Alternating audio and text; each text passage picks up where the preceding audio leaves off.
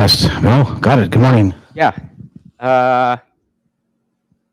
Well,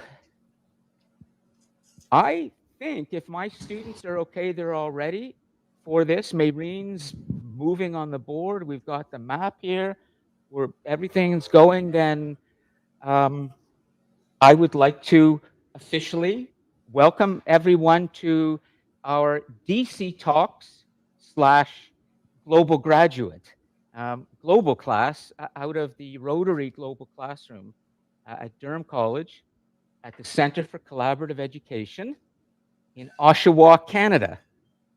And I am Lon Appleby, and I'm going to do just a brief introduction and then give the class over to our president, Don Levisa, who, as I've said many times, but I have to say it again, is about to leave and will be deeply missed at this college because it's through his energy and vision and commitment and longtime devotion to public education that he got this built. This room and this center, which is about 45 to 50 million dollars. So, you know, Don, as always, thank you for this. And I think we can show as we move along today that we are really walking the talk here, that all the money that's gone into the center is on the screen, as we might say in production. It's there for all of you and for the students.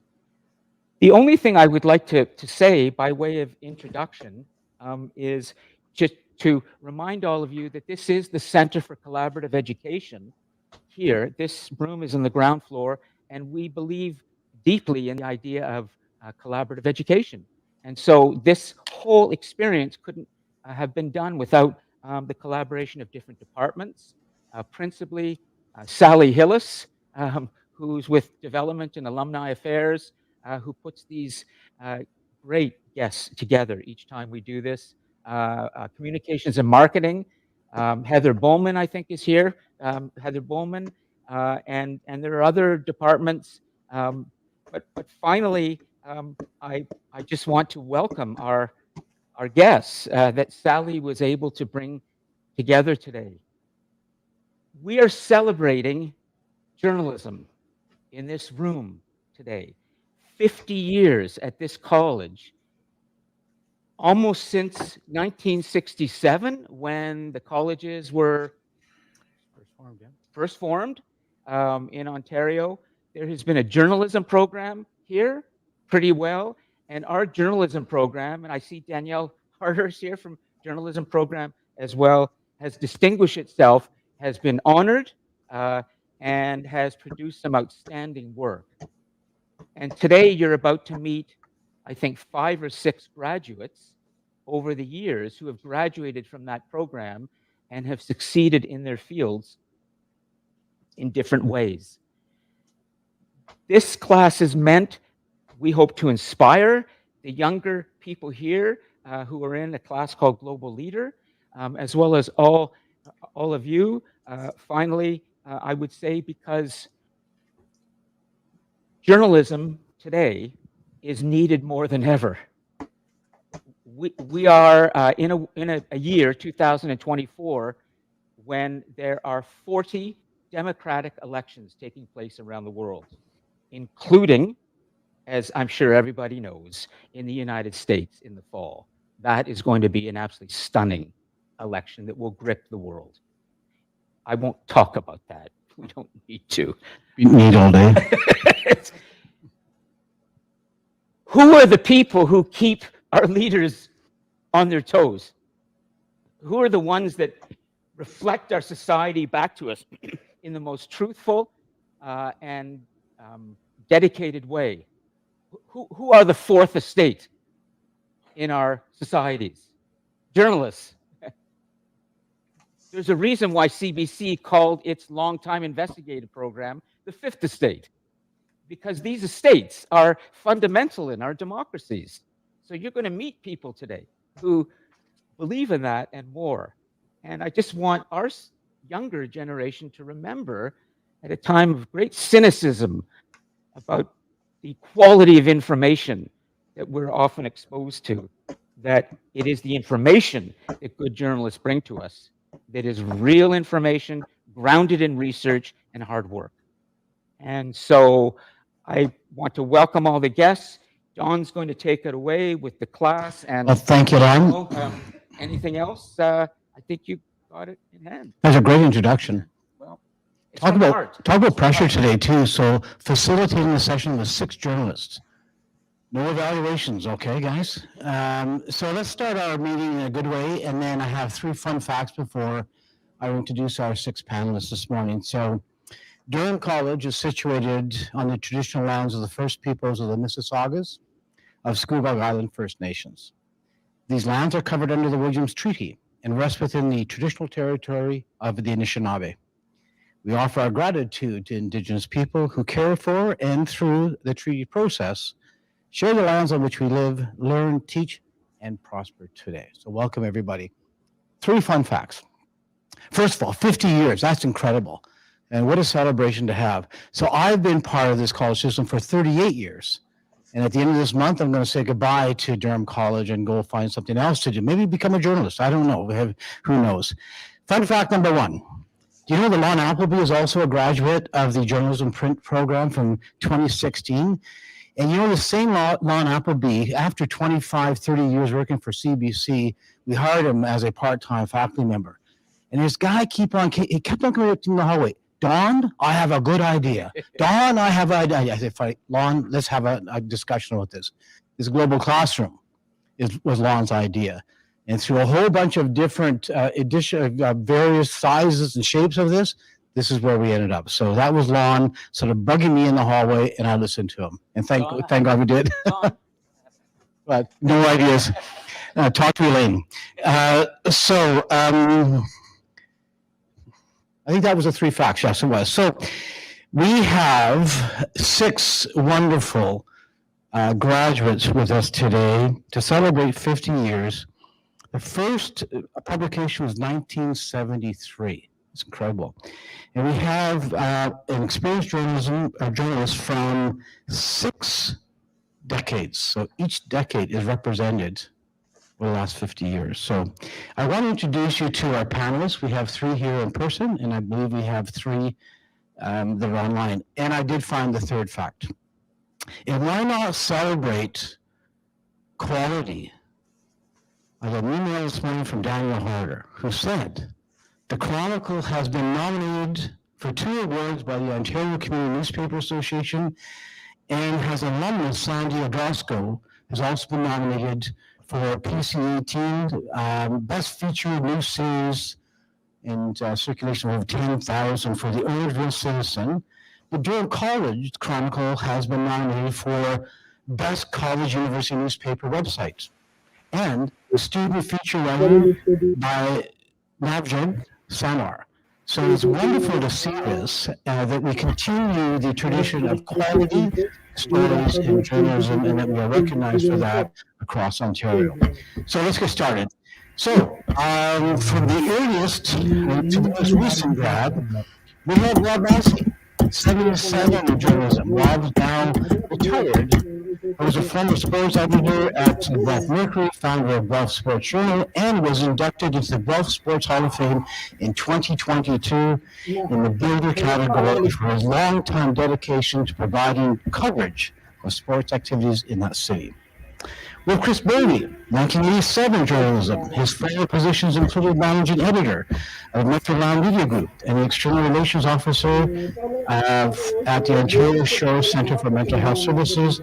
Chris is currently Director of Corporate Communications at the Durham Regional Police Services. So welcome to Chris as well. Then we have Rob Eths, 1996 journalism. Rob is a television personality with over 20 years of experience specializing in sports and in news. He's the owner of Less is More Media. I love that. That's really great. And currently is a videographer for City News, NCBC, reporting and shooting stories and breaking news around the greater Toronto area. Did you shoot that toboggan one, that run down the toboggan? Isn't that your claim to fame, isn't it? John, hold on, just a text. Adjoy is back in Bangladesh. Hi, Adjoy. Can you mute your microphone, please? The traffic right now in DACA. Ajoy. Anyways, here's something that's Ajoy. He's in DACA. There he is. Okay, thanks, Ajoy. Go ahead. Okay, our next is Sarah Hola. 2006, print journalism. Sarah has been with the Ontario Power Generation for nearly 2 decades. She is currently a senior manager, corporate affairs, leading the external engagement program for the Darlington New Nuclear Project and Small Modular Reactor Development. That's a mouthful. Sarah is the vice president of Durham College Alumni Association Board of Directors. So welcome to you as well. And then from 2011, we have Stephanie Foden. As a print journalism graduate, Stephanie is a Montreal-based freelance documentary photographer and is a member of the Boreal Collective in Women's Photography, or Photograph. She is a visual storyteller and has worked for the New York Times, for Time Magazine, National Geographic, ESPN, The Guardian, The Globe and Mail, Maclean's, Amnesty International, and Travel and Leisure. That's quite a list. And last but not least, we have our 2022 journalism graduate, Cheyenne Jarrett. Is it Cheyenne or Cheyenne? Cheyenne, okay, Jarrett. Cheyenne is a recent graduate whose work experience began as a student when she took on the position as project assistant co-producer for Voices in Durham, a series of equity, diversity, and inclusion in journalism. And currently, she is a communication advisor for the regional municipality of Durham, working with the EDI department. So welcome to all of you. It's wonderful to have you here today to celebrate 50 years of great journalism at Durham College. Lovely. So this is going to test your skills, all of you, because we have 6 panelists, which is a lot. We have 5 questions, which is a lot. So we ask you to be brief, but succinct, okay? And clear. You got it? Okay, I'll be on them if they don't. we're going to start. We're going to start with a little bit more information about all of you. So what we want you to do is each of you take a couple of minutes to tell us where you live and about the work that you do, beyond what I already said, and what you like best about the work that you're involved in currently. So let's go down that list and let's find my list here. So let's start with Rob. Where's Rob? All right, so it's going to be hard to keep this brief, but I'll try my best. I currently live in Cobourg. We moved there in September, but I lived the last 17 years in Whitby, and I grew up in Oshawa, so I'm a Durham boy. I worked at Global News in Toronto for 17 years, got laid off during the pandemic, had to reinvent myself. So currently, I have my own company, Less is More Media, but I'm also working for City News as a videographer on the weekends, and Monday through Friday, I'm a camera person at either City News, CBC, Maple Leaf Sports and Entertainment, or I'll be shooting a broadcast game for Raptors 905, Toronto Marlies, stuff like that. So I'm staying busy, and the thing I like most about the business is the versatility. I don't really like that I'm always doing everything all the time, but I like the fact that I can do it. And when I first started out, I made sure I learned how to shoot, how to edit, how to write, photography, all that stuff, and that has kept me viable in the business. Thank you very much. So we have 2 Robs here. We have Rob Leth and we have Rob Massey. Is Rob Massey online? Yeah, There you go, Rob. It's up to you. Rob? Yeah, I'll bring him in. I am here. Oh, there we go. I'm in Guelph now. I've been here since 1986. I came here to be sports editor of the daily paper here, and I kept working at the paper until it closed in about 8 years ago, and then I had to find something else to do. But I didn't know anything else, so I stayed in journalism.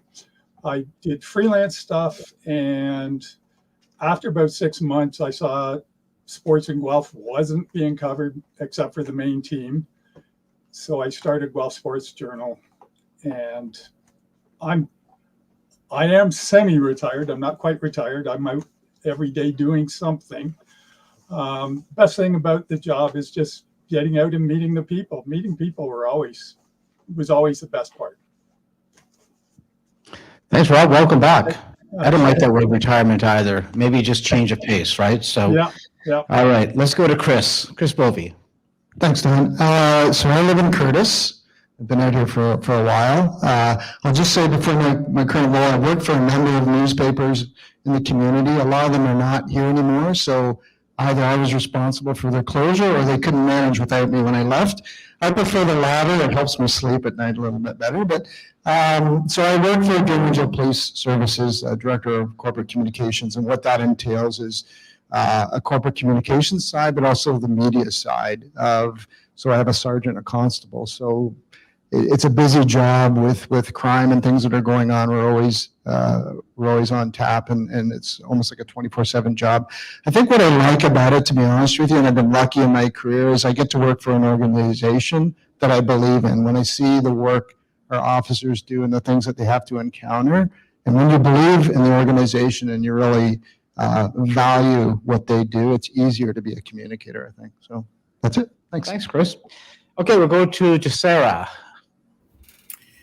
Good morning, everybody. So Jasara Halla. I live and work right in Bowmanville. I am about an 8-minute drive to the Darlington Nuclear Station, and really love living in the community that I work every day with. So it's a big perk for me living here in Bowmanville. So as you mentioned, I have a really long title, but really I look at the education and advocacy for new nuclear power generation here in Canada, elsewhere in Canada, and internationally. And I think that fits nicely into my favorite part of my job, which is that every day is completely different. Some days, we're hosting the Prime Minister. Some days, like today, which is why I can't be with you, we're hosting an Indigenous nation for a tour of our stations. And some days we're managing some issue that has come up. So no day is the same, often changes by the hour, but I wouldn't have it any other way. Welcome. Good to see you again. Okay, we're going to go to Stephanie. Hi, Stephanie. Hey, so sorry, I had to unmute.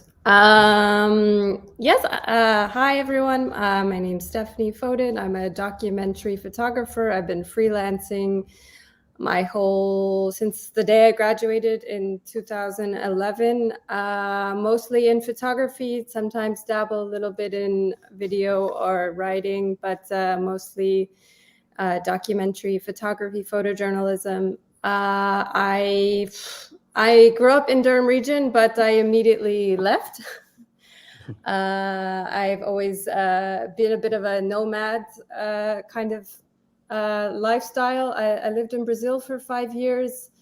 I also worked in Brazil, but also in Mexico and other places, in the US even. Pandemic forced me to pause. Then I moved to Montreal in 2020, but now I'm kind of slowly maybe moving to Europe. So I kind of have one foot right now in Switzerland and one in Montreal. What I love about the job, it's my passion. I really like visual storytelling. This is when I'm able to, especially as a freelancer, it's a little bit different. I think I'm the only kind of freelancer here. I've been able to work for many different publications and do lots of different types of storytelling, and that's for me is wonderful. So yeah, that's it. That's wonderful. Have you started writing your book yet? No. Last but not least, Cheyenne. Before we get going, just a tech thing, I want to remind all of you, the onliners, that we've got a lot of people around the couches. That's all you can see now is the people on the couches. Is it possible that some of you could take the empty spots on the couches at least? Because you're now in the high chairs and you're staying here, okay? So you're welcome to come in onto the couches. And the reason I ask you to do that, but you don't have to, is because this is very much an online recorded thing too. And so people out there, if they see you on the couches, they feel like there are people here because they can't see you all back there.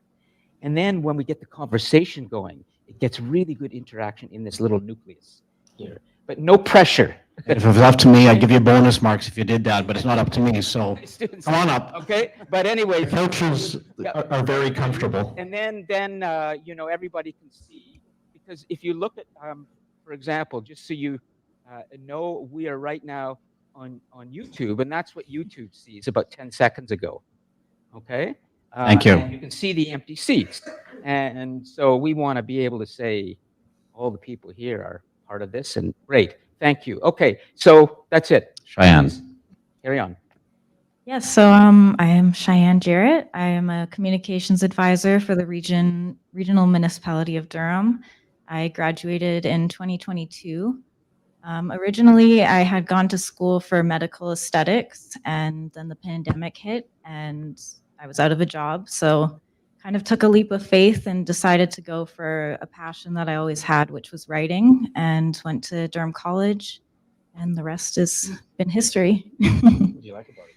What I like most about my job is that I get to work with, different topics every day. I'm in DEI, so I'm kind of, it feels like an extension of school where I was in, working with DEI projects, and it's just a different topic every day, and it's exciting and challenging and educational. Perfect. You still have the mic, so let's start the first question with you. We'll start from the bottom and go back up, okay? So our most recent graduate.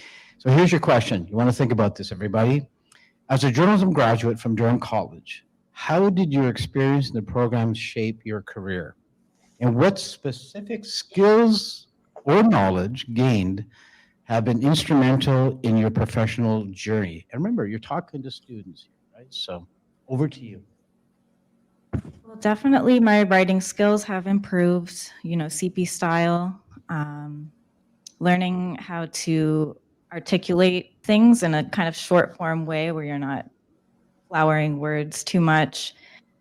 My confidence was definitely boosted. We did a lot of, with journalism, you have to do cold calls and emails, and learning how to write a proper email. Even today at work, it's like I'm overthinking how to start an email, how to end an email, but it's all just a work of progress. And as you go along, it just keeps getting better and better. And I can't say you guys have been in the industry a lot longer than I have, but sorry. We'll talk to the old guys here in a minute, okay? So Not that long, sorry. But yeah, it's been a great journey from Durham College. I feel like the program has just really rocketed my career compared to, I can't imagine if I went anywhere else, so. that's wonderful. So Stephanie, you traveled the world. How about yourself? Answer that question. Do you want me to repeat it, or do you have it? Can you repeat it? Sorry. Happy to. So as a graduate of DC, how did your experience in the program shape your career? And what specific skills or knowledge gained have been instrumental in your professional journey? So I think for me, Durham College is where I started learning, but I continued to learn because the industry has changed a lot in the last 13 years, I guess, since I graduated. So for me, it's always been a continuous learning to stay up with it. Yes. And I think, but I feel like it gave me a broad baseline knowledge so that I could, for example, I also did the broadcast program, which was a third year. And I didn't do video for a long time, and then I started doing video again, and it's just the Final Cut Pro and the things that I had done came back to me at a later point. But then I ended up learning even more and diving into it. But it gave me like a nice baseline knowledge of many different types of media, and I found that great. So it provided the foundation you need to build from, and now you keep on building from that foundation. And it sounds like into a skyscraper. So we'll go to Sarah. So I think for me, I always knew that writing was going to be part of my path. It was something I was very passionate about all from a young age through school. But I think the experience at Durham and specifically in journalism is coming to the school I was painfully shy. And it really forced and pushed me to walk into rooms where I didn't know people, have conversations, push for answers, which is fundamental in my job today. Walking into a room of knowing nobody and being able to have those conversations, and asking questions until you get answers. So I think those are sort of two, skills that I've gained that have served me well in my role today. Thank you. So we're going to Rob Leth. Right, so I took print journalism, but I ended up in television. There was no broadcast element here. So the interesting thing is a lot of the skills I learned in print journalism are transferable. The writing skills, the photography skills. I learned how to do all that stuff at Rogers Television as a volunteer. I found because I took photography here, I knew how to frame up shots. I knew how to get a sequence of shots. And there's a big issue in television right now where camera people will go out and they're all medium shots. Medium shot, medium shot, medium shot. You can't edit those shots together. So the ability to get the tight shot, get a different angle, get the wide shot, and edit all those together, it's visual storytelling. And I learned that here in print journalism. And the skill, I think that is the most applicable to what I do is just learning to hit the deadlines. Like the school paper came out on a certain day. You had to get your job done by a certain time. And we would spend late nights in the journalism room getting the layout done, getting the stories done. And we were here like well past midnight. I don't know if that still happens, but we had to meet the deadline. And every day in the news, the show is on at 5 o'clock. Sometimes you don't have an interview lined up till 3 o'clock. It doesn't matter. You have to get the story done. It has to get to air. And the viewer doesn't know the trouble you went through all day, how much of a rush it is behind the scenes. But as one of my bosses told me, the viewer doesn't care. They don't know what you went through. They don't care. They just want to see the story. And at the end of the day, if you don't meet the deadline, you're not doing your job. No one sees what you did. So meeting those deadlines, making sure you have the proper planning is imperative to getting the story seen or heard. Great answer. And Danielle cares because she's over there giving you an applause, right? So Can I add that I learned to think like a viewer? It took me many years to do that. Think like a viewer, not like what you're going through at that moment. Can I tell a quick aside? Yeah. So it's just an example. A couple weekends ago, my story was to go out to a jetty on Lake Ontario, and a big naval ship was coming in. I was going to go aboard the ship, show the life of the crew. It was like an old Navy ship. So I get a call in the morning saying, we can't accommodate media now because we can't get to the spot where we can safely board you. So I got pivoted to an animal shelter in Vaughan to do a story on a pet adopt-a-thon. So I did on cameras with like a little 3-legged dog, another 150-pound dog on my lap, talked to everyone there, the organizers, the people adopting pets, got the emotional shots of the dogs reuniting or meeting people for the first time and then taking them away. So I finished everything. It was like 2 o'clock and I was about to start writing my script. I get a call saying, a house just exploded in Scarborough. We need to pivot you again. So I had to get down to Scarborough, meet a camera guy, edit in the car, get it to air. Someone else took my pet adopt-a-thon stuff, did a VOSOT. So like, you just never know. And you have to get it done on time. sounds like my job. I was just going to say, from a leadership standpoint, what, I should have taken journalism, Danielle, but how many times you have to pivot in the course of a day? From a leadership standpoint now. all the time. Yeah, exactly. Yeah, all the time. Guys, And pivot. Chris. Thanks, Don. I think when I look back, and I have to go back quite a ways to remember, but I think that it was the whole college experience. And I think it was brought up earlier is that, there's things that we learned in the classroom, but you learn how to become an adult. Like there's so much growth and relationships and understanding and building confidence and for a young person, the college was instrumental. So I always say you come here not just for learning in the classroom, you come here as learning as an individual. I think there were two things I really pull out of my days in journalism that really helped me. And one was, make sure that you're communicating to the audience they understand, right? That you're reaching an audience, and your goal is not just to push something out, is for them to take something away and having an impact, whether that enacts change or education among our community. The second piece was sort of being aware of your bias, right? I think as journalists, and even early, we all have a feeling about something or a belief in something, but you've got to be open to listening to other objectives. Sometimes we write because we have a narrative already in our heads, and it's not being open to listening to other viewpoints when we write a story. And I think that's really important, is to make sure that you get, when you're doing interviews, that you're getting all sides before you form an opinion, and then you put that forward. So just being cognizant of your own biases. Thanks for going way back. It's going way back. Appreciate that. Okay. And to go further back, Rob Massey. Yeah, I'm Mr. First Decade. Great. Back in the day when you didn't have to pay for parking at the college. So you had to bring up parking, eh? Yeah, had to. The thing I probably, well, some of the things I learned, the photography for sure. I never really used a half-decent camera until then. And there were different things you had to learn about the camera, still learning about cameras. But one of the biggest things was the teamwork.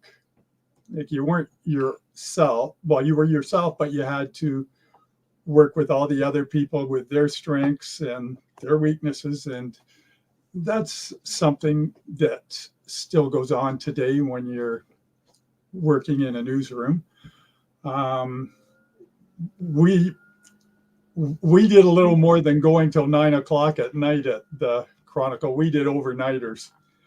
And Bill Swan, who is our instructor at the time, would come in and go like, "You guys are still here?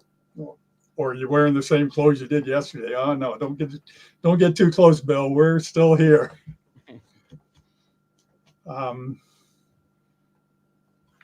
My own experience there, like, I started working full time during my second year there. So the college was nice enough to include my work at the daily paper in Oshawa, which is where I started, as my schoolwork. And the only thing I had to do was come in and write the exam, or I guess it wasn't just writing, it was the whole thing. And, that probably didn't have the same stress that I would have had if I hadn't been working full time already. Thanks, Rob. Okay.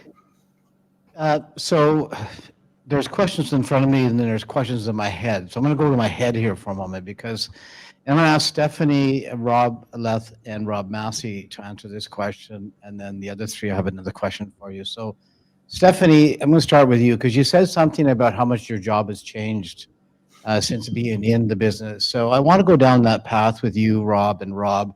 How has your job changed from the time that you graduated? Can you talk about that briefly?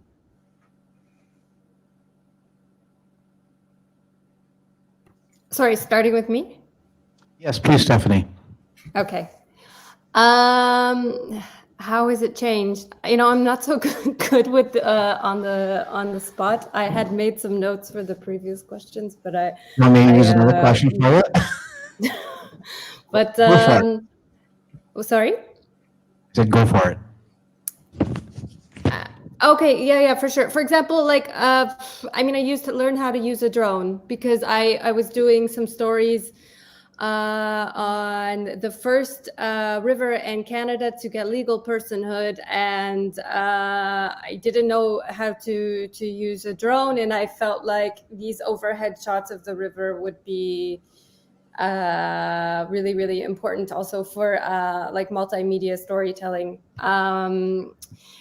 And I also just mean in the sense that the industry is very much shifting from, what it was when I graduated to what it was now to 20 years ago. It's just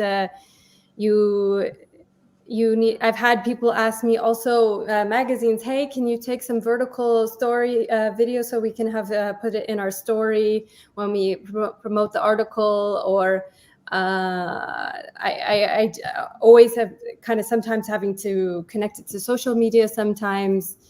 Yeah, there's just many different things to keep up with, I guess. That's great. Thank you very much. Rob Wolf, how's it changed? And how did you change? Yeah, well, Stephanie just mentioned social media. I think that's like the biggest change, and making sure that you have your facts before you post anything. When I first started out, I made sure I learned how to do everything just in case, make myself more viable. And I thought that would help get my foot in the door, which it did. I was covering a golf tournament in York region, and it was a celebrity golf tournament. I interviewed Eugene Levy. I went to get somebody else, and I just happened to pass a global sports crew who were golfing there for the day, and I saw Jim Taddy. And I said, "Oh, Jim, I'm a big fan. Can I give you a demo tape?" So he's like, "Sure, guy, whatever. I'm golfing." So like a week later, I went to the Molson Indy, which is now the Honda Indy in Toronto, and he was there at the same time getting a credential. He's like, "Guy, you stalking me?" I'm like, no, I didn't know you were going to be here." He's like, "Guy, I'm just kidding. Your tape looked good. Give me a call." That was my foot in the door. And I got a job with Global News as a sports videographer. And they hired me because they could pay me to do the job of 3 people as a camera guy, shooting my own stuff, editing my own stuff. I was like, okay, I'll do this for a while, and eventually things will get better and easier. So after a few years, sports got canceled for the first time, moved into news, and I was in the union as a camera guy. But they said you have to choose either doing camera guy or reporting. I chose reporting. I was like, okay, I don't really want to be a news guy. I like sports, but I still want to keep working in the industry. And this is easier now. I don't have to shoot anything. After a few years, they brought sports back, and they knew my background. So they said, "Can you help start this up?" I was like, "Sure." So I became sports anchor for like 5 or 6 years. I was mostly sitting at a desk, but it was watching like 4 or 5 games a night, shot listing everything, writing all the highlights, running down the hall to do on cameras, and staying overnight to do a morning show wrap. So I did that for like 5 or 6 years. Sports got canceled again during the pandemic. Had to reinvent myself as a freelancer. But because I have all the skills, I managed to get all these different kind of jobs doing camera, on air. So it's constantly changing. You have to evolve with the times. You have to be open-minded and not be afraid to do the work and carry the gear and say yes to everything. And so many people are afraid of change, but you have to embrace change and be adaptable and just look for the opportunities. And that's what your message is, right? Good. So I'm going to go to the other Rob. Now, Rob, you've been in the business for a long time. How has the business changed in your time? Well, when I started, we were using manual typewriters. Aren't those old people? Yeah, no kidding. I think I still have one here, as a matter of fact. So technology really was the biggest change, and it was constant throughout. There was always something new to learn. Change is great, really. It's exciting to do change. When I started part-time at the Weekly in Oshawa, and I went in on once a week typing in bowling scores. And no newspaper would run bowling scores now, but that's what I did. And it was boring, but I was in a newsroom and I got to see how the newsroom worked, and that was big. And then when a chance for an opening came up, they already knew me, so there's a big plus. Throughout the years, like the things that changed so much was, well, the internet changed everything, and the internet changed how a lot of things were done. It's easy to get results off the internet, but it's also easy to get caught up in what everybody's saying on the internet. And whether they're checking their facts or not, I don't think very many facts are being checked. So one of the things that really happened is proofreaders became a thing of the past, and everybody sort of puts their faith and spell check, which, might not be the best thing to do, but that seems to be the way it is right now. Yeah. Can I just stop a Yeah. tech thing done for a Yeah, go second, ahead. Rob? And I just want to make sure brought to my attention, as tech matters, as Rob has said, for the onliners, can you hear properly? Jacera, is everything okay in terms of audio? Are you hearing properly from us? I can hear you loud and clear. Okay. Yeah, great. I'm okay. Let me just do it. I see Mohammed, I think, joining us from Nigeria, the MO, planet MO in the cosmos. There, Mohammed, can you hear us clearly? There in Lauren, just north of Lagos. Well, that may be a technical issue there. Anyways, I think we're okay. Okay, yeah. Sorry, please, Rob, continue. Just want to make sure everything's. So, Rob, it's hard for young people to imagine life without the internet. I know I Wow. speak to my grandchildren, they can't believe that there was no internet. You actually had to go to the library and look at the only set of encyclopedias that were there, right? So, Yeah. One thing we used to do that the internet took away, and this is what I had the sports guys do, is we phoned around at hockey season to the various arenas where that with a league that a local team was playing in, and we would phone and we'd talk to people in the snack bar and stuff just to get the scores of games so we could put them in our scoreboard. I mean, nobody would do that now. And some of the people go, when you phone and they pick up and you say, hey, I'm so-and-so. Oh yeah, I know, you're from the Guelph Mercury, you want to score. I say, yep. thanks, Rob. Okay. Yeah, things have changed a lot. So the other three that didn't answer that. So here's your question. So I want you to talk about the skills, the versatile skills that you developed while in the program. And can you highlight a particular instance where these skills allowed you to excel in a unique or unexpected career path related to journalism or media? So how has it helped you sort of respond to what's in front of you is basically what the question is. So let's start with Chris. Thanks, Don. So there was an interesting pivot, and I know some of us are now working in private sector or corporate sector. Public relations entities or municipalities or region or organizations used to hire public relations people. And there was a point where I think they looked at it and said, I think journalism students they know how to deliver a message succinctly that our members will understand, then they do it in a creative way.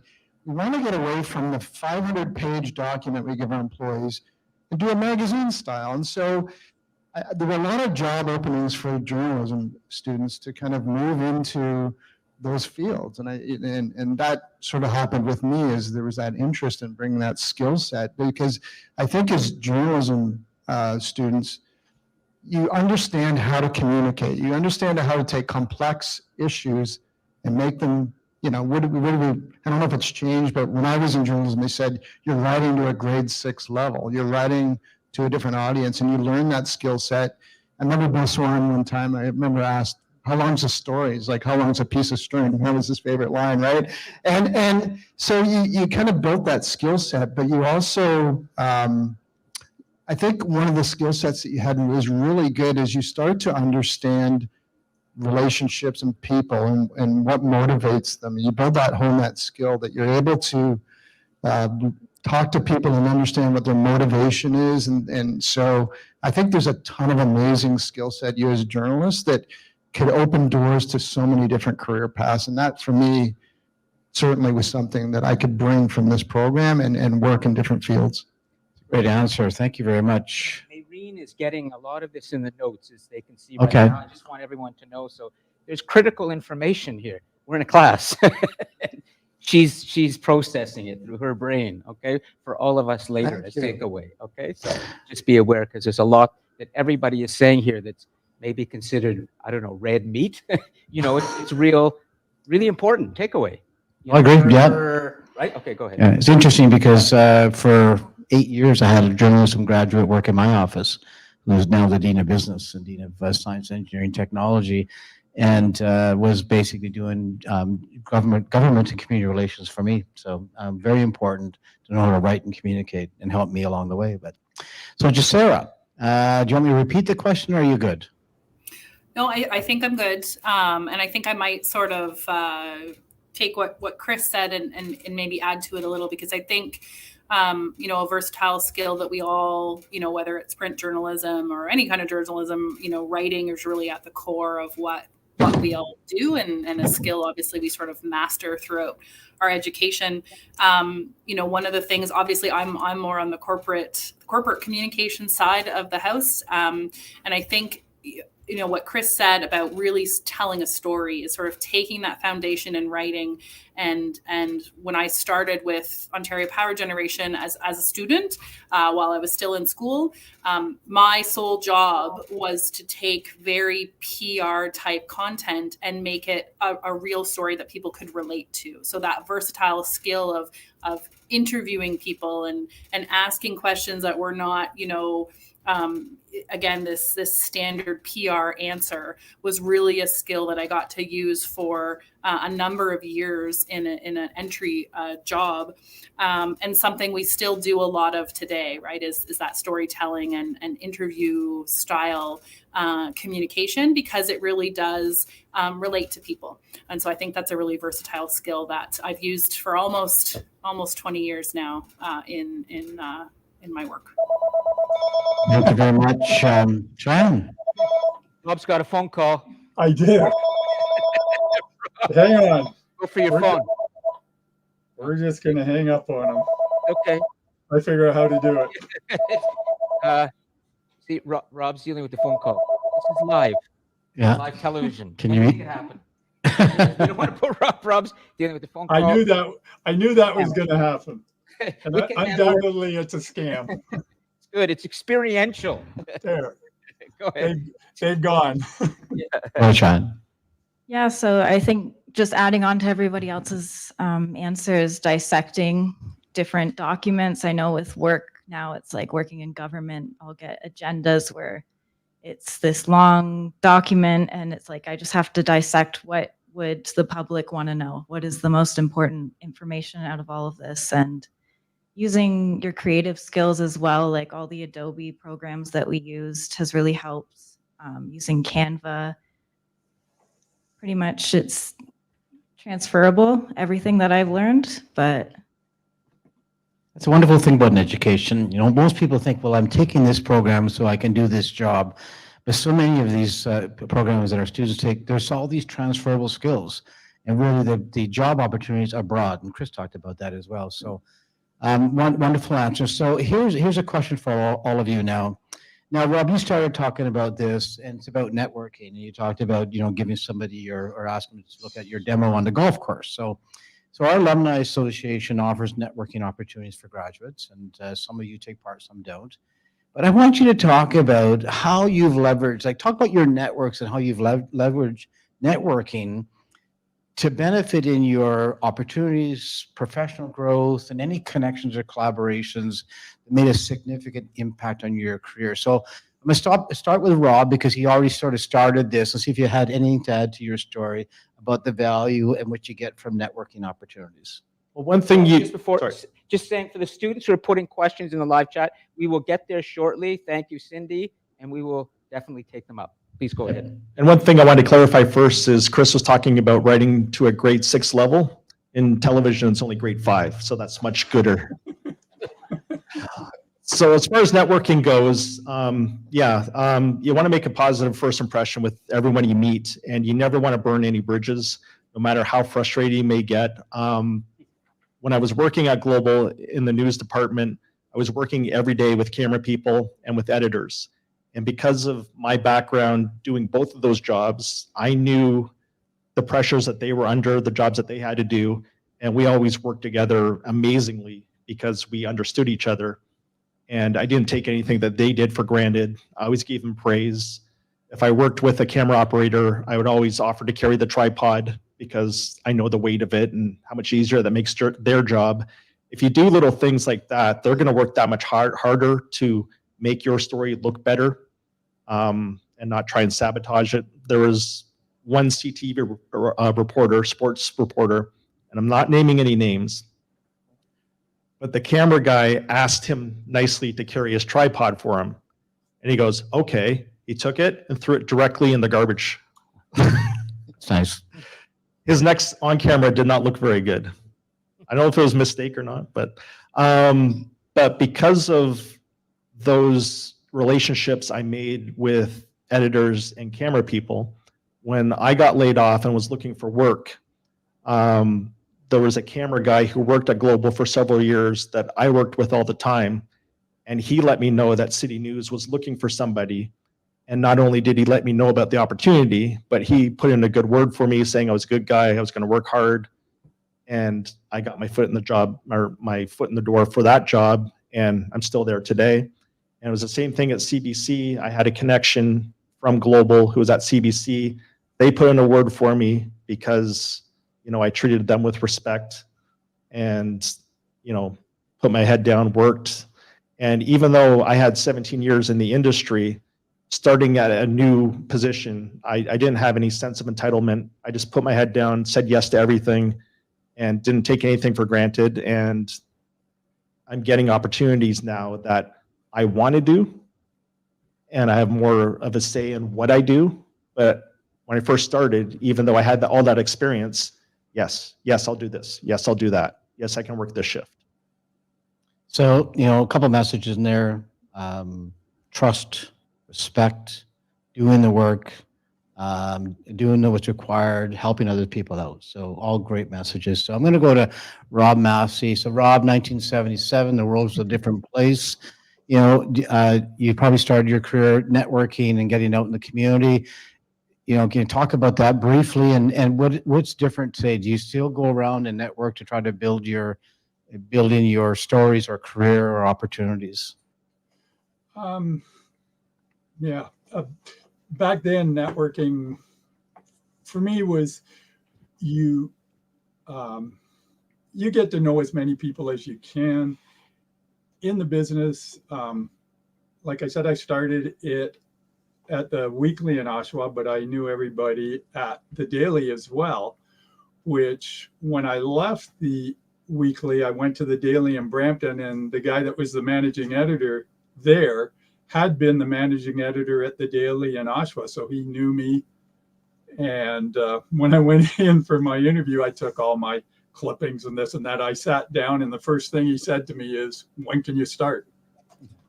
And I went, "Oh, come on! I brought the stuff. At least look at it." And so he opens it up. Okay, so when can you start? But job-wise, reporting-wise, you can use. I hate the word use, but you use the people to get contacts left and right, and you know somebody knows somebody, and you can find out how to get in touch with various people that you need to know. Right now, with what I do now, I'm on the sidelines taking photos an awful lot, and I consider the other photographers. I see the same 4 or 5 all the time. I consider them friends. We talk about stuff. About camera stuff and that. I'll ask them questions about camera because they know cameras better than I do, and they'll certainly help me out, and I'll let them know what I think. And you know, and some of them do photography on a part-time basis, so they have other contacts elsewhere, and I'll go, hey, you know, do you know this guy, and how can I get in touch with him? So you talked about, you know, building contacts, building relationships, working as a team, sharing knowledge, developing together. A great message. So let me go to Chris. Thanks, Don. So there's very few life lessons where I don't trump relationships is so important, right? So, and I am a big proponent for authentic leadership, and I know you're going to talk about leadership a little bit as well. And you have a great example of somebody here in this room right now, Don Lavisa, when I think of an authentic leader. But in your field, relationships define everything, whether you're working in a beat or doing government relations or whatever job you do. And I think it's important that even as a reporter, there are going to be times you're going to do stories that people don't like, but were you fair, right? At the end of the day, I'm sure I did stories with politicians that didn't want me to write it. But at the end of the day, they'll say, well, you were fair. You get, you know, and it's funny, like those same people that I wrote about at City Hall now, as a police service, they get to vote on our budget. Better have a good relationship, right? So, I think the more that you're out there, you're building those contacts, building those relationships, that will open so many doors for you in whatever path you go. And I think they're vital, but you don't want to, you don't want to burn those bridges. You want to at least be fair with people. And I see that locally. Sometimes the Toronto, no offense, sometimes the Toronto media, they don't live out here, so they don't mind giving it to you once in a while because they don't need you often, but the local media rely on you a little bit more, so they treat with a little bit more empathy and understanding. But again, across the board, all I say is foster those relationships, build them, and be authentic in those relationships as well. Thanks, Chris. Just Sarah, talk about networking for us. Yeah, so I think I'm going to echo what a couple other people have said. You know, relationships are really at the center of everything we do, whether we're in corporate comms or we're a journalist or whatever it is that we do. So a personal story from me, and I tell this because I think there's just opportunity in every interaction you have. It's just, we work in small communities and you know, everybody knows everybody. And so those interactions can really change the course. And in my example, I was in journalism class. We had a presenter come and speak to us. And that presenter was Jackie Hornweg from OPG at the time. And she talked about corporate communications, and my ears sort of perked up as, you know, hey, this sounds really interesting. And so I made a point to network with that individual and have a conversation. You know, about a year later, a co-op opportunity came up at OPG, and she remembered our conversation. She remembered that interaction and networking that we had had, and she reached out to me to see if I would be interested. And that was the start of my, 18-year career at Ontario Power Generation. Jackie went on to work in Durham College and the Brilliant Institute and was part of the journalism program. And I am essentially doing, the role that Jackie was in back in 2005 when we had our initial conversation. So it's just that, that 10-minute conversation that, going and shaking somebody's hand and introducing yourself, you never quite know what that networking might mean for your career or for that relationship building. That's a great example. Thank you for that. Stephanie, you're traveling the world. You have maybe some different networking stories, and how has it helped you?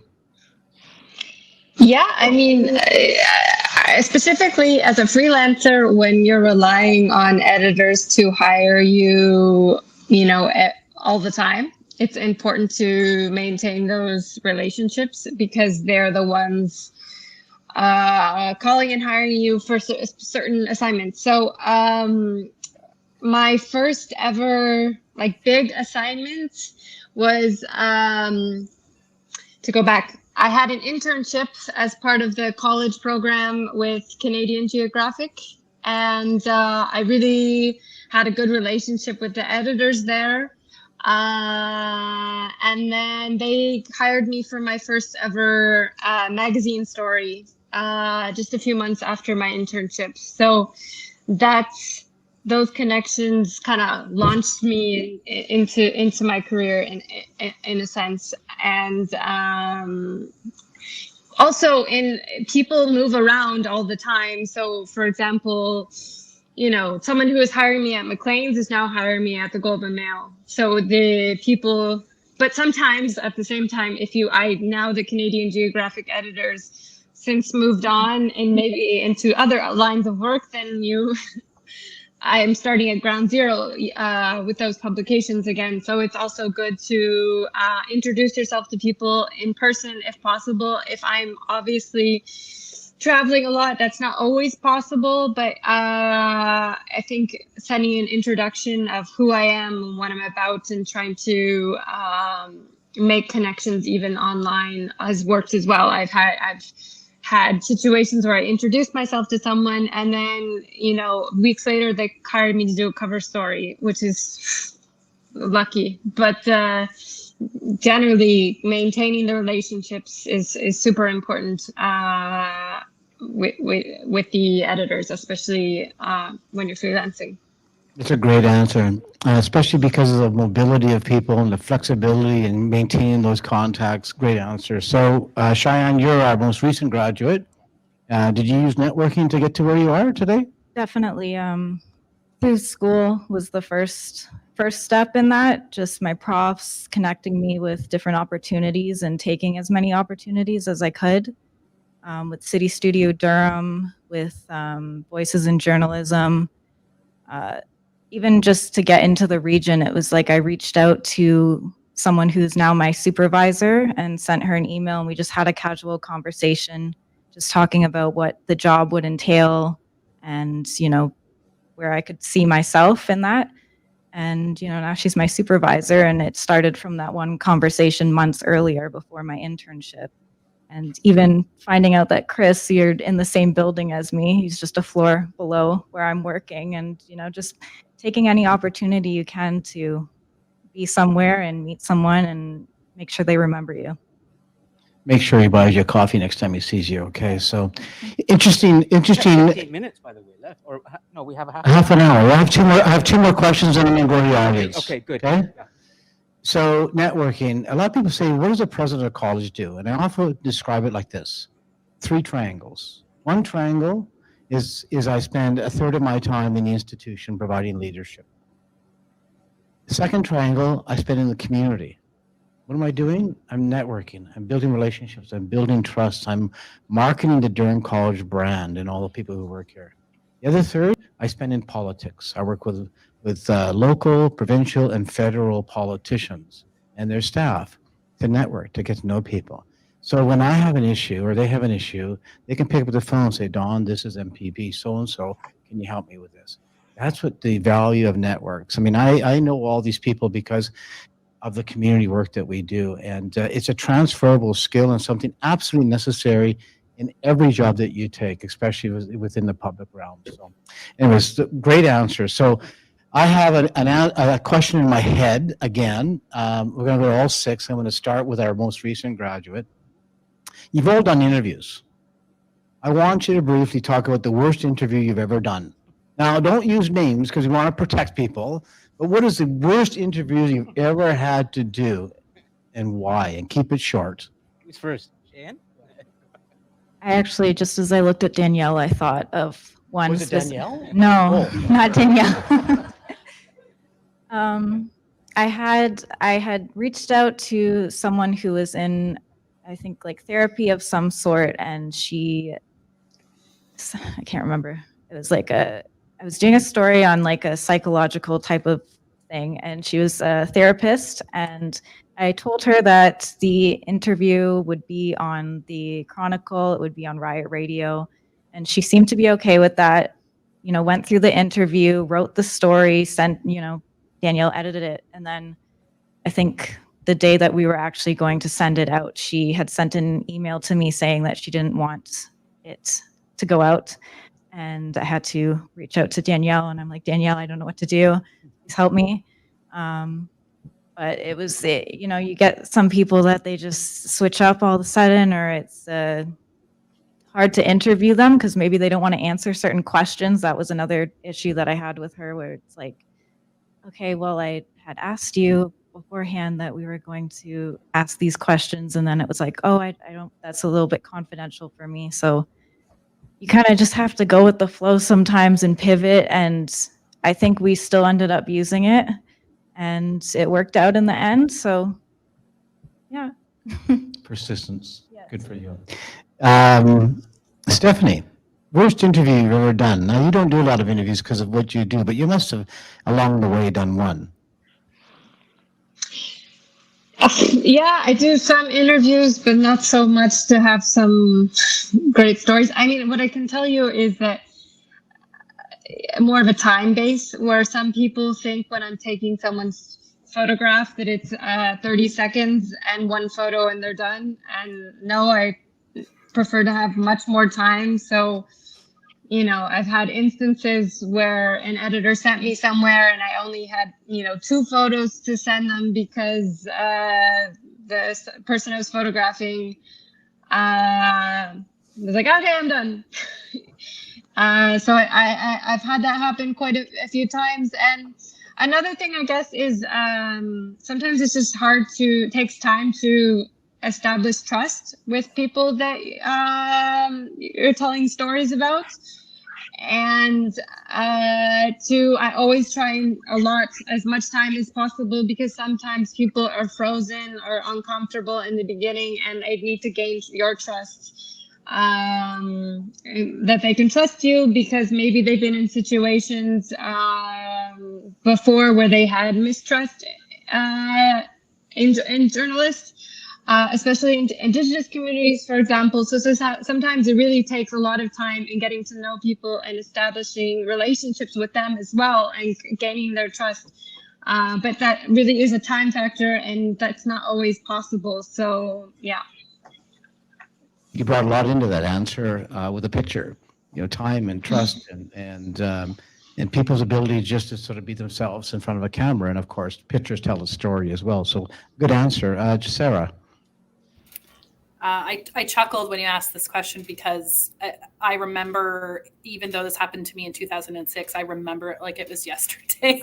So it was my third day of my co-op, and I was doing employee profiles, as I mentioned earlier, to try to bring that, that realness to the people that were doing some very important work. I first got lost because I was brand new. And so I got lost trying to find where the person was, and was late, and was, a sweaty, nervous mess by the time I got there. And then they were speaking, in such technical language that I could not decipher heads or tails what we were talking about, and had to kind of keep going at it from different angles to try to get some answers, and left, I think, more confused than when I had started. And so went back and had to, call in some favors from people in other lines of the business to help me decipher what the heck had just happened, to be able to get some sort of a story. And we got there in the end, but I certainly learned some lessons about the subject matter, and really taking really technical content and making it relatable. So definitely something I still remember today. That's great. And another angle to the answer. So let's go to Rob Leth. All right, so I'll start off by saying professional athletes are the absolute worst to talk to, because it's all cliches and they never say anything intelligent, and when they do, they get in trouble. But the worst interview I ever did, and I'm going to use names because it's more funny than bad, was for the Durham Chronicle with a Cuban athlete named Augusto Duquesne, who defected from Cuba, came to the school here to play for the basketball team. And it was huge news at the time, and I got assigned to the story, and it was going to be front page for the Chronicle. So I go to talk to him at the athletics center, and was joined by Ken Babcock, the athletic director. So I was like, it's okay, Ken, you don't need to be here. He's like, no, I'm going to stay and help with the interview. I'm like, all right, whatever. So Augusto, nice to meet you. Just your thoughts on coming to Durham College and playing basketball here, and just your excitement level. He's just looking at me with a blank stare. He's like, and I was like, it didn't even occur to me that there would be a language issue. English was not his first language. So he's just staring blankly at me. I'm like, uh-oh.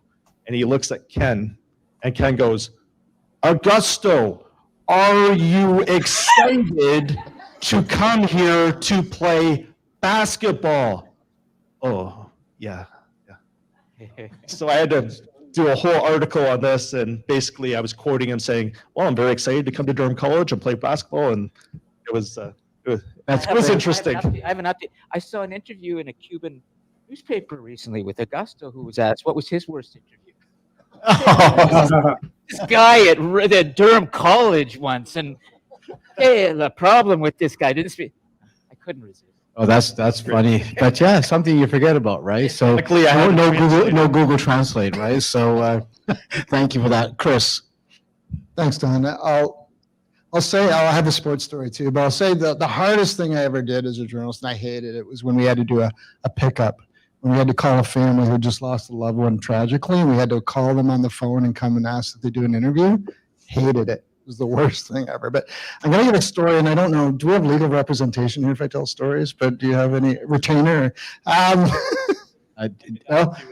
That's okay. Did you sign, did you sign the release? I did. Yeah, okay. So this was when I was here at Durham College. We had an assignment. We had to do an interview, and I was a huge fan of a hockey player. And you guys won't. You're too young. Neil Broughton was, and I idolized him. So I had arranged. They were coming to Toronto to play the Leafs at the old Maple Leaf Gardens, and so I had arranged to go and interview him after. And I had tickets, and I was at the game, and I was nervous. I was like first year. I was like this nervous, sweaty kid.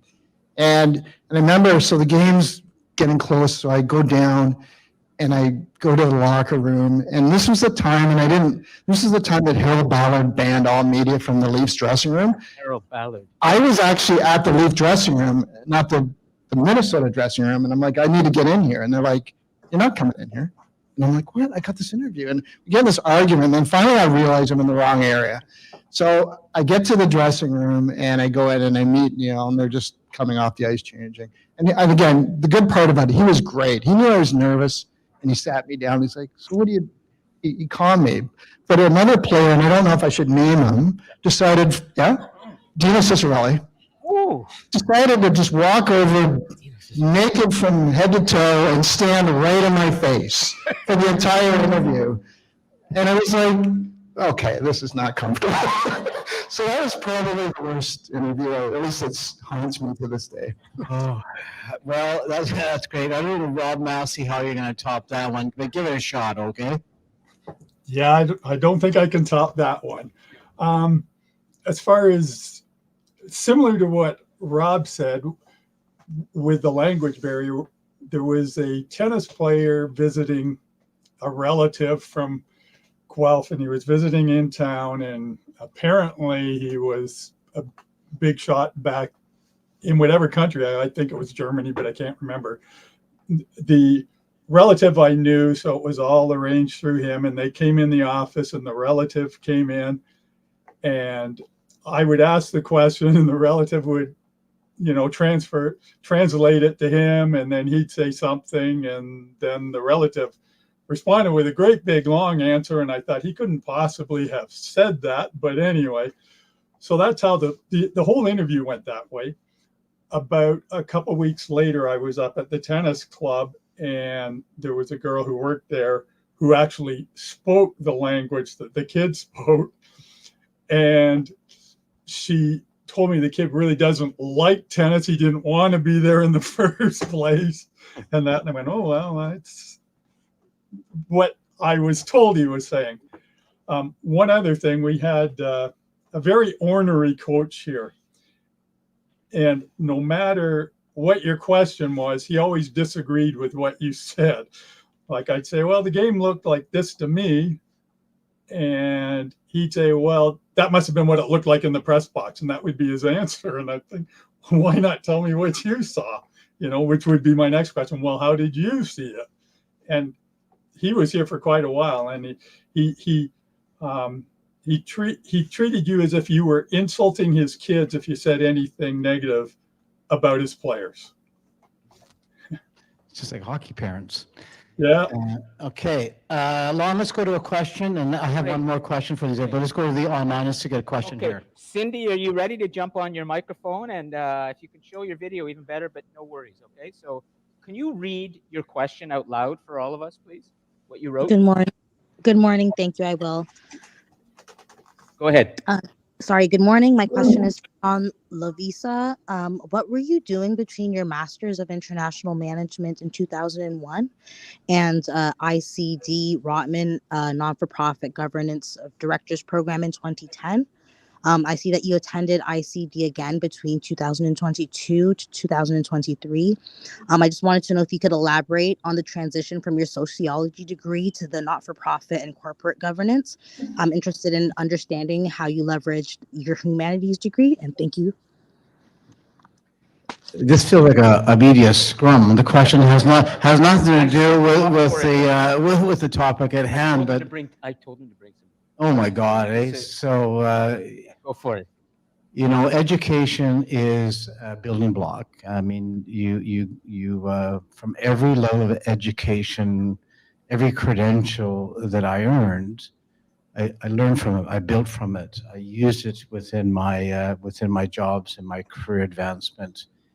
But you also, as you advance and you work in different areas, you see there's gaps. And so the ICD program is about corporate governance and board governance. So I wanted to better understand governance and the importance of it, and how to really sort of help my board of governors and the boards that I sit on be better at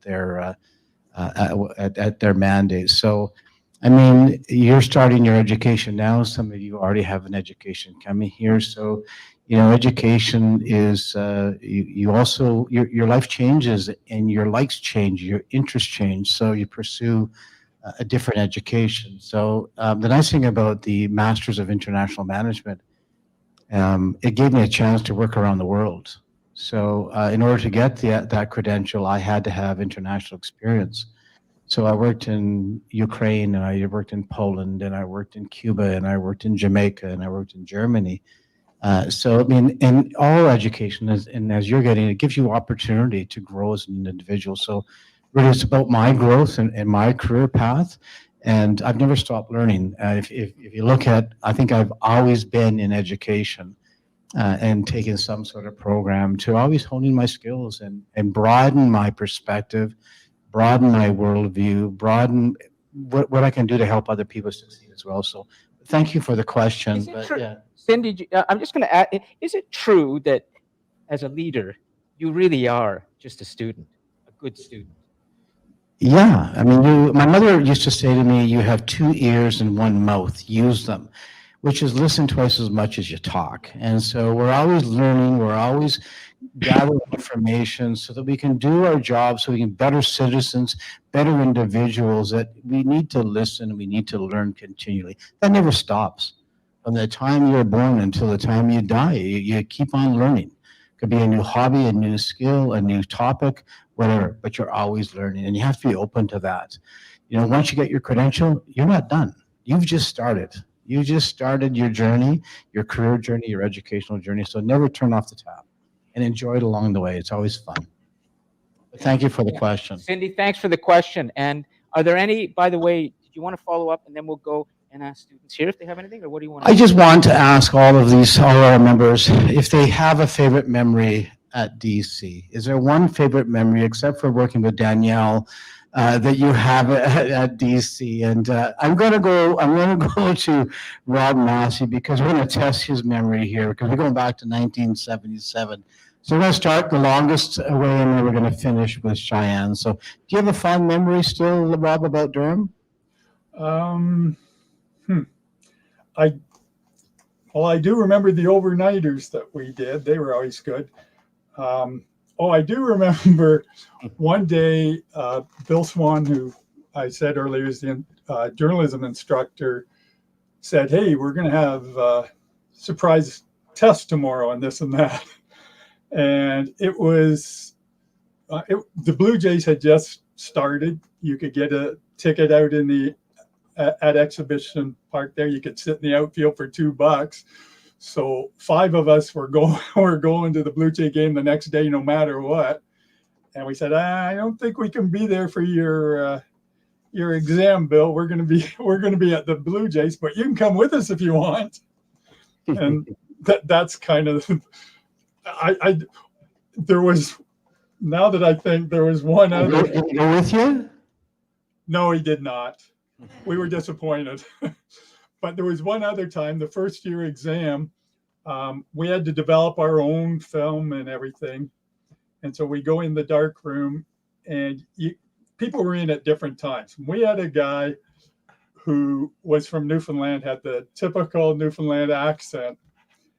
And his film popped out of the camera or something. He didn't have anything, and he started swearing with this Newfoundland accent, which made it sound even worse, except everybody in the dark room just started laughing because it was kind of funny. I know he didn't think so, but I wish I'd kept in touch with him. He was only at Durham for a year and then went to Carleton, I believe, to do journalism there. And then I believe he actually worked in CBC out in Newfoundland. But That's a great story. Thanks for the memory. Chris, how's your memory, bud? It's not great, Don. It's, I don't know if I have one. I would just say, I mean, obviously graduation day was so special. And then being an alumni of distinction was a great honor here. But I think what I take, it's not one moment, but it was the instructors. It was people like Jimmy Calling and Bill Swan. And you know, you went from school where you were kind of like underneath teachers where you felt that, you know, you were on equal and you had good relationships and learning. And I think I just credit those great instructors that just helped me sort of evolve. And it's my fondest memory of. It's nice. You know, that's one of the common things I hear from alumni from every generation. It's all about the faculty. They never know who the president is, but they always know who their faculty are, which is great. That's the way it should be. So I wasn't here yet. Okay, thanks for that, Chris. Rob, to you, memory. Well, my professor was Jerry Rose, and he couldn't have weighed more than 100 pounds on his best day. Just a little frail guy, but he had a backbone and he had discipline. He taught me discipline. But there was one blustery day here, and it was so windy, and he was getting ready to go outside. We're like, Jerry, don't go out there. You're going to blow away. And he just looked at it. He goes, nope, cut right through it. But I would say one of my last memories was I played baseball here, and we're playing our last game in the playoffs, and I was out in left field. We're winning the game by 1 run. They had the tying run on third base with 1 out. Guy hits a fly ball to me, medium depth.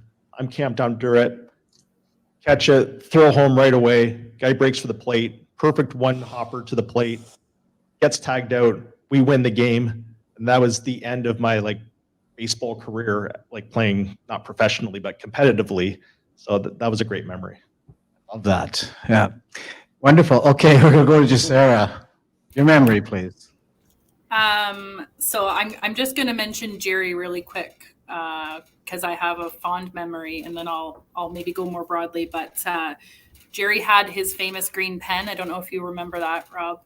But to this day, I edit on paper with a green pen because of that memory of although you'd get your article back and there would be green pen no matter how good it was.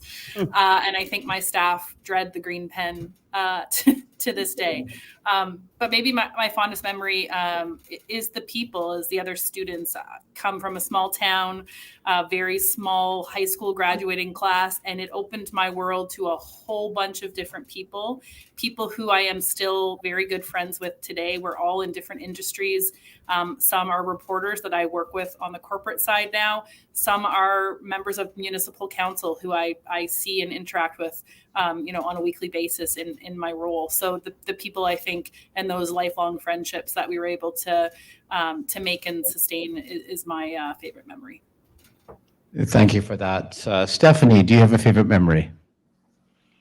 I just also want to say that Jerry Rose was also my professor, and he's such a gem. I don't have a specific story, but he was such a genuine, sweet guy, and I really enjoyed having him as my professor. My memory is also very terrible, and I can't think of anything specific. But I will say that after I finished or graduated, I was immediately hired by Durham College to run downtown Oshawa News, and the students were my reporters, and I was the editor, and that was my first job, I guess. Or maybe my only ever regular job where I did it once a week. And I became so involved in Oshawa that year that I was the editor of Downtown Oshawa News, and I knew all the city councilors and everybody. And that experience of really working in the community, both with, I guess, connected to Durham College and the community of Oshawa, was super special to me to be an active member of a community like that. I remember that publication. I didn't know it was you that did that. Thank you for that. Cheyenne. So when I started, it was kind of during the pandemic, so most of my experience was online, but I've been to 3 different colleges since I've finished high school, and out of all of them, like DC, the faculty has been amazing and just boosted my confidence. Danielle, Brian Legree, Teresa Goff, like I never excelled in school, in high school or elementary school. I was always good at English, but I didn't have any high expectations for myself after school. And then coming here and graduating with honors and doing so well with my career, it's completely turned my view on myself and what I'm capable of. And it's thanks to the faculty, really, because they just always, it felt like, they genuinely actually care about my education, about me, about what I'm doing. And it was life-changing. We change lives through learning, and that's a good example of it. Thank you for sharing that. So that's the end of my questions. Are there any questions from people in the audience here? Yeah, let's go. Come and give you a microphone. Okay.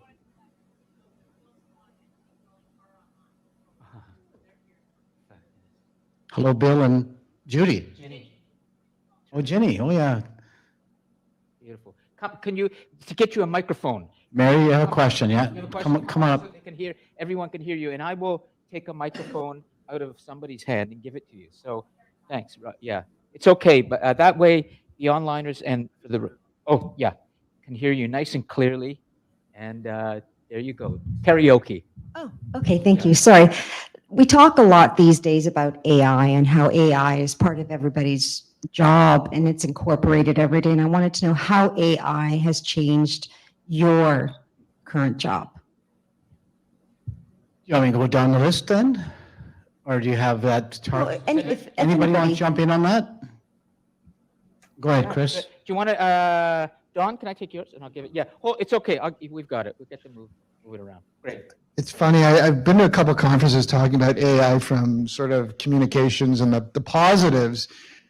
I'll tell you from a policing standpoint, it keeps us up at night, right? AI, we've seen cases in the States, and I think it's just coming where, people can take a voice of a loved one and say, Mom, I'm kidnapped, and it's scary what's happening in AI. Like kids can download an app and take a picture of their friend and then take clothes out. Like it's scary for us I think AI has a lot of good applications from communicators, but it's scary, especially when we talk about journalism and the dissemination of false news and things. And there are things that they can do to put out there, and there are unfortunately across the world there are people with nefarious ideas of putting up false information and it kind of fits certain narratives that it's harder for people to find what's the true journalism today. So again, AI is we're still on the cusp of really understanding it and how to manage it, but it's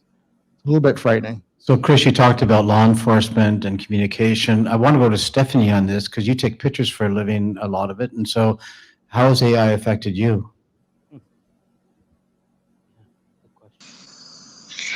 I will say that I use ChatGPT. I not so skilled with writing, and I'm dyslexic actually.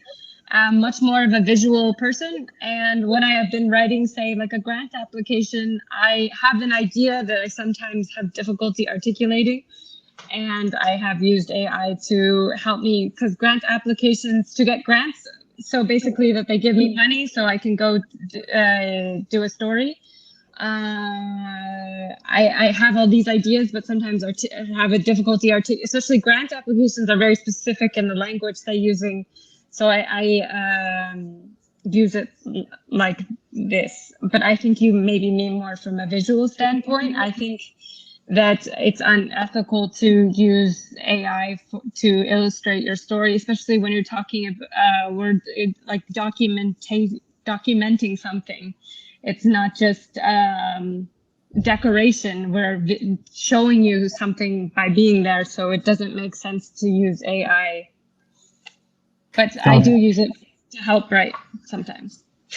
I agree. I think it's a powerful tool. So one more quick answer to that question, and then we're going to go to Barry because we're running out of time.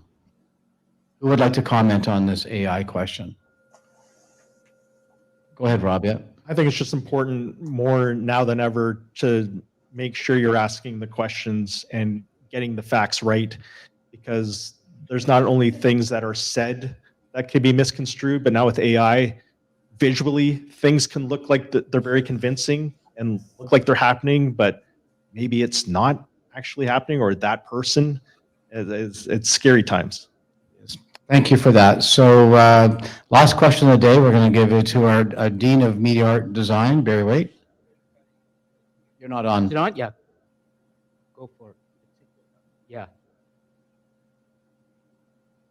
Is that better? Yeah. Thank you, everyone, to the panel and to Don and Lon. This has been a fascinating conversation. I'm wondering, and maybe I'll ask you, Rob, because you're out, working as a working journalist right now. What would you say to a parent who has a child who wants to go into journalism, but they're afraid about the future of the career? It's definitely a great question. And it's no secret that the industry is shrinking. We just saw it again last week with what happened at Bell. But like I said at the start, I think you have to have a passion for it, and you have to take advantage of your opportunities. And like I said, I think it's so important to learn as many skills as you can, even if you just want to do writing or you just want to do photography. You just never know when that break is going to come. And if you're willing to learn everything that you possibly can, you just make yourself that much more viable and more likely that an employer will hire you for a position, because, an employer wants to hire one person to do the job of 4 or 5 people. It makes sense budget-wise, right? So the more you know how to do, the better the chances are you're going to get that break, and you just never know when it's going to come. Thank you for that. So I'm just going to take a couple minutes to wrap things up. I want to say thank you to everybody online and in the room today. So this is actually my final DC talks. I really enjoyed these over the years. I want to thank Lon and Sally and Mary and everybody who takes part in these. These are really good conversations for our students, and to bring our alumni back.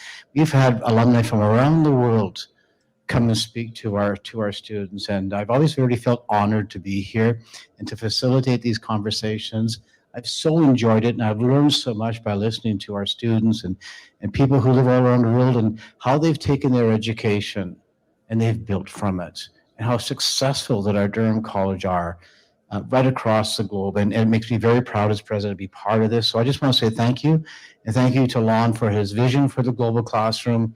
Without Lon Appleby, we would not have this room, despite what he tells you. So anyways, thanks again. I turn over to you, Lon, for the last minute. Thank you very much. And of course, thank you to our panelists. You were wonderful today. A round of applause, please.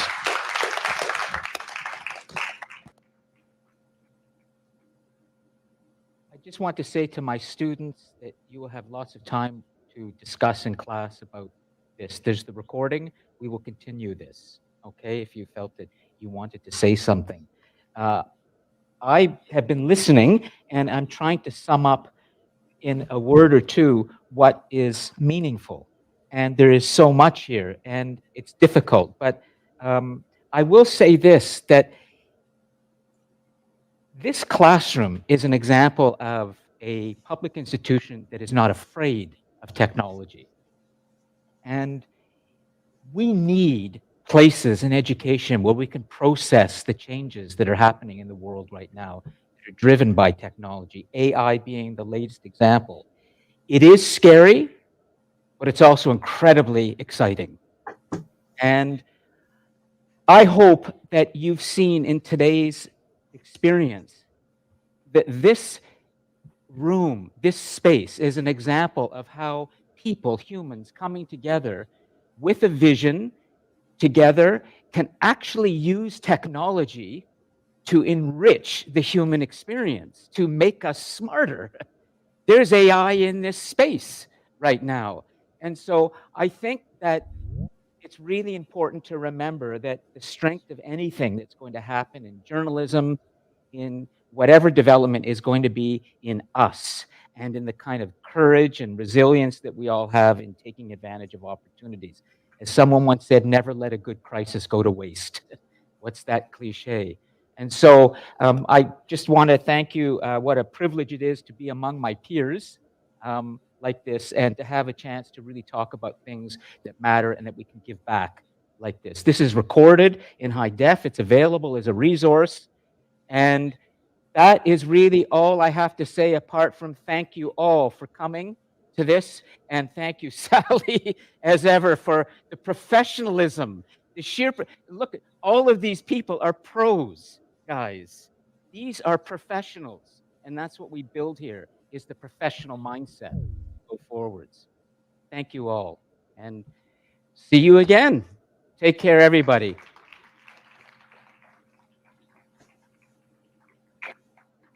Beautiful.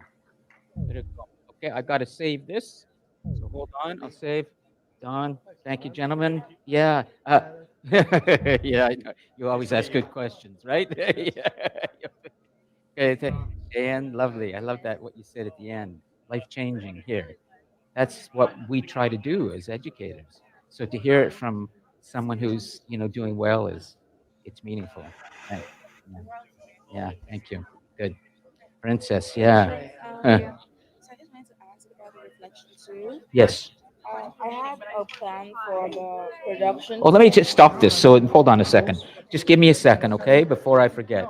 So first, I want to save the chat, and then I'm going to stop the live stream so we can have privacy here. That's done. And then I do this.